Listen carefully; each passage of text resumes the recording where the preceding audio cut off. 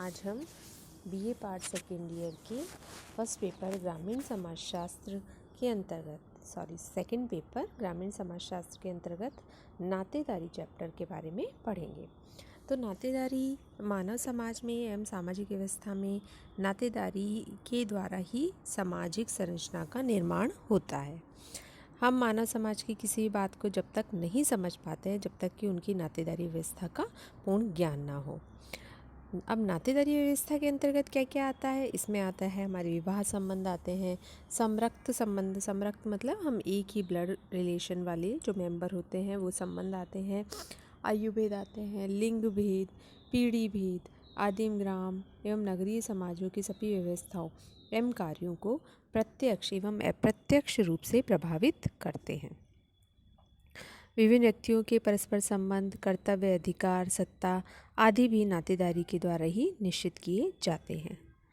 इसी प्रकार मानव समाज के पारिवारिक, वैवाहिक एवं अन्य सभी जो क्षेत्र होते हैं वहाँ पे नातेदारी व्यवस्था को ही तय किया जाता है, नातेदारी व्यवस्था को ही माना जाता है। तो इस प्रकार नातेदारी व्यवस्था का अगर हम अर्थ परिभाषा देखें तो चार्ल्स विनिक ने नातेदारी व्यवस्था में समाज द्वारा मान्यता प्राप्त वे सभी संबंध आ सकते हैं जो माने हुए हैं रक्त संबंधों पर आधारित है, यानी जो हमने खुद बनाए हैं या फिर रक्त संबंधों पर आधारित है। उन्होंने स्पष्ट किया कि नातेदारी में दो प्रकार के संबंध आते हैं, माने हुए संबंध एवं रक्त संबंध। लेकिन सभी रक्त संबंध नातेदारी में नहीं आते हैं, केवल वे ही रक्त संबंध आते हैं जो मानव समाज द्वारा मान्यता प्राप्त। उसी प्रकार लेवी स्ट्रॉस ने भी बताया था कि नातेदारी व्यवस्था वंश एवं रक्त संबंधी कर्म विषयक सूत्रों से निर्मित नहीं होती है जो कि व्यक्ति को मिलती है। ये मानव चेतना में विद्यमान रहती है। यह विचारों के निरंकुश प्रणाली है तथा वास्तविक स्थिति का सतह विकास इसमें नहीं होता है। तो इस तरह हम निष्कर्षतः कह सकते हैं कि नातेदारी व्यवस्था समाज द्वारा मान्यता प्राप्त एक अमूर्त व्यवस्था है जो कि मानव चेतना में विद्यमान है। एवं यह है इसके अंतर्गत विवाह आते हैं, मान्य संबंध आते हैं, वंशावलियाँ आती हैं। तो इसकी अगर हम एक नज़र में इसकी विशेषताओं का अध्ययन करते हैं तो नातेदारी व्यवस्था के अंतर्गत समाज द्वारा स्वीकृत संबंधों की व्यवस्था होती है, अमूर्त व्यवस्था होती है जो कि मानव चेतना में विद्यमान है, प्रजनन एवं वंशावलियों द्वारा निर्धारित एवं वर्णित की जाती है। यह परिस्थिति एवं भूमिकाओं की जटिल प्रथाएं होती हैं। अब हम नातेदारी के भेद की बात करते हैं, यानी टाइप्स ऑफ किनशिप। तो मानव समाज में मुख्य रूप से नातेदारी के दो भेद बताए गए हैं, विवाह संबंधी नातेदारी और रक्त संबंधी नातेदारी। तो विवाह संबंधी नातेदारी में प्रथम प्रकार का संबंध वैवाहिक संबंध होता है जो सामाजिक तथा कानूनी आधार पर मान्य होना चाहिए। इसे विवाह संबंधी नातेदारी कहते हैं और इसे संबंधित जो संबंधियों को विवाह संबंधी स्वजन कहा जाता है। इन संबंधियों को परस्पर संबंधित करने वाली कड़ी या बंधन विवाह होता है, रक्त संबंध नहीं होता है। तो जब एक पुरुष का विवाह और उसका अन्य व्यक्तियों से संबंध स्थापित होता है जैसे पति, दामाद, जीजा, फूफा, मौसा, बहनोई आदि। इसी प्रकार स्त्री भी जब पत्नी बनती है तो बहू भी बनती है, साथ में भाभी, चाची, देवरानी, जेठानी आदि बहुत सारे संबंधों से बंधती है।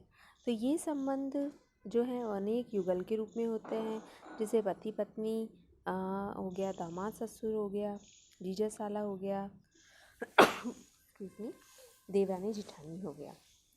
तो ये सारे जो संबंध आते हैं इनको हम नातेदारी संबंध कहते हैं, ये नातेदारी संबंध के अंतर्गत आते हैं। उसी प्रकार रक्त संबंधी जो होते हैं, रक्त संबंधी के अंतर्गत द्वितीय प्रकार का रक्त संबंध है जो सामाजिक तथा कानूनी मान्य पर आधारित हो, इसे रक्त संबंधी कहते हैं। इसे संबंधित संबंधियों को रक्त संबंधी स्वजन कहा जाता है। तो इसमें भी जो जन्म लेते हैं रक्त वाले गोद से संबंधित, जो गोद लिए हुए होते हैं वो भी इसी में आते हैं। इस प्रकार के संबंधों का आधार जैविकीय होता है, लेकिन वो मुख्य रूप से समाज द्वारा मान्यता प्राप्त होना चाहिए। नैतिक तथा अनैतिक संतान हो सकता है, गोद ली हुई संतान आदि भी इसके उदाहरण होते हैं। अब है प्राणी शास्त्रीय आधार पर भी संतान गोद किसी परिवार में लेते हैं तथा सामाजिक तथा कानूनी अधिकार किसी परिवार में। इसी प्रकार से अनैतिक संबंधित स्त्री पुरुषों की संतानों की प्राणी शास्त्रीय आधार पर उनके होते भी समाज उन्हें अनैतिक संतान मानते हैं। उनमें पिता पुत्र माता पुत्र का संबंध स्थापित नहीं हो पाता है, जबकि गोद ली संतान के पिता पुत्र माता पुत्र आदि स्वजन स्थापित हो जाते हैं तथा जिस प्रकार के परिवार में जन्म होता है उसमें उसके सारे संबंध समाप्त हो जाते हैं। तो एक व्यक्ति के रक्त संबंध पिता माता भाई बहन चाचा ताऊ बुआ फूफा दादी दादा मामा मामी आदि हो सकते हैं। अब हम बात करते हैं नातेदारी की श्रेणियों के बारे में। नातेदारी की श्रेणियों में सभी समाजों में अनेक संबंधियों से संबंधित मानी गई है, यानी अनेक प्रकार से संबंधित हो सकती है। ये संबंध किसी भी कम या अधिक निकटता के हो सकते हैं। तो नातेदारी में इन संबंधों की निकटता तथा दूरी का अध्ययन करने के लिए संबंधियों को हम अनेक प्रकार वर्गीकृत करते हैं। तो मुडॉक ने इसके बारे में बताया था। इन्होंने नातेदारी की श्रेणियों को 4 में बांटा है। मुख्य रूप से 3 है: प्राथमिक संबंधी, द्वितीय संबंधी एवं तृतीय संबंधी। अब प्राथमिक संबंध की सबसे पहले हम बात करते हैं। तो इसके अंतर्गत प्राथमिक संबंध में वे होते हैं जिनका कर्ता का सीधा संबंध होता है। कर्ता के प्राथमिक संबंधों के मध्य अन्य कोई मध्यस्थ संबंधी नहीं होता है।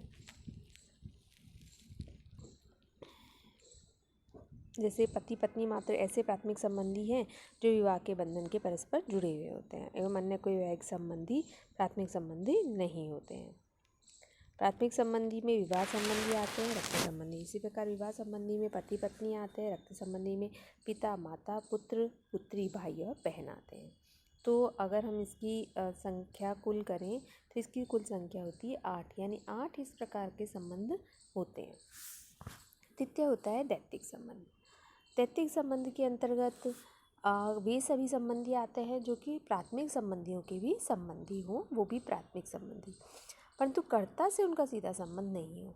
जैसे कर्ता के पिता का पिता, यानी कर्ता के पिता से तो कर्ता का सीधा संबंध है, लेकिन पिता के पिता से उनका पिता के द्वारा संबंध है, तो वो सीधा संबंध ना होकर प्राथमिक संबंधों के ही प्राथमिक संबंध होते हैं। तो इसलिए हम उसे दैत्तिक संबंध कहते हैं। जैसे पुत्र का पिता से प्राथमिक संबंध, पिता का पिता से प्राथमिक संबंध, कर्ता के दादा दैत्तिक संबंध। इसी प्रकार अन्य रक्त संबंधी कर्ता की दादी नाना ताऊ चाचा पोता पोती आदि दैत्तिक संबंध होते हैं। उसी प्रकार पत्नी या पति के सभी प्राथमिक संबंधी आदि दैत्तिक संबंधी होते हैं, जैसे ससुर सास साला साली देवर देवरानी ये सभी। तो अगर हम इनकी कुल गणना करते हैं तो ये कुल पाए गए 33। ठीक है, यानी प्राथमिक संबंध हैं 8 और द्वितीय संबंध होते हैं 33। अब हम बात करते हैं तृतीय संबंधियों की, यानी व्यक्ति के तृतीय संबंधी वे होते हैं जो कर्ता के प्राथमिक संबंध के प्राथमिक संबंधी के प्राथमिक संबंधी होते हैं, यानी 3 स्टेप पर वो प्राथमिक संबंधी हो। जैसे कर्ता के पिता, तो ये पिता हो गए उनके प्राथमिक संबंधी, उनके भी पिता वो हो गए हमारे द्वितीय संबंधी, और परदादा वो हो गए हमारे तृतीय संबंधी, यानी पिता के पिता, तो वो परदादा हो गए। इसी प्रकार परपोता पर नाना ये तृतीय संबंध होते हैं। जैसे दादा का पिता दादी का पिता पोते का बेटा नानी का बेटा आदि ससुर का पिता, ये इस तरह जैसे साली का पति, जैसे चाची का पति, तो ये सभी तृतीय संबंध में आते हैं। तो कर्ता के तृतीय संबंधी होते हैं। तो मुडॉक ने तृतीय संबंधियों की कुल संख्या जब उन्होंने गणना करी, अपना रिसर्च करी, तो उन्होंने पाया कि इसकी कुल संख्या होती है 151। ठीक है, यानी प्राथमिक संबंध हो गए हमारे 8, द्वितीय संबंध हो गए 33 और तृतीय संबंध हो गए 151। अब हम आगे बात करते हैं वंशानुक्रम, पदाधिकार, उत्तराधिकार एवं निवास के बारे में। सभी जो चीज़ें हैं, सभी जो हमारे टॉपिक हैं वो नातेदारी से ही संबंधित हैं। इसमें लेकिन वंशानुक्रम का अलग मतलब है, पदाधिकार, उत्तराधिकार एवं निवास। जैसे कि वंशानुक्रम के बारे में आपको अभी संक्षिप्त विवरण देती हूँ कि वंशानुक्रम का मान्य अर्थ जो है वो मान्यता प्राप्त उन प्राथमिक संबंधों से है जिन्हें कोई व्यक्ति अपने पूर्वजों के साथ जोड़ता है, जिनकी वह संतान है। जैसे कि एक परिवार की यदि 5-6 पीढ़ियों को देखा जाए तो वे सभी अपने परिवार का पूर्व स्रोत हैं, यानी वंश हैं, एक ही वंश यानी एक ही जो उनके फादर हैं उनसे संबंधित है, तो इसलिए हम उन्हें बोलते हैं, इसलिए ये सभी वंशानुक्रम की श्रेणी में आते हैं। तो इससे आगे की चर्चा हम कल की क्लास में करते हैं। धन्यवाद।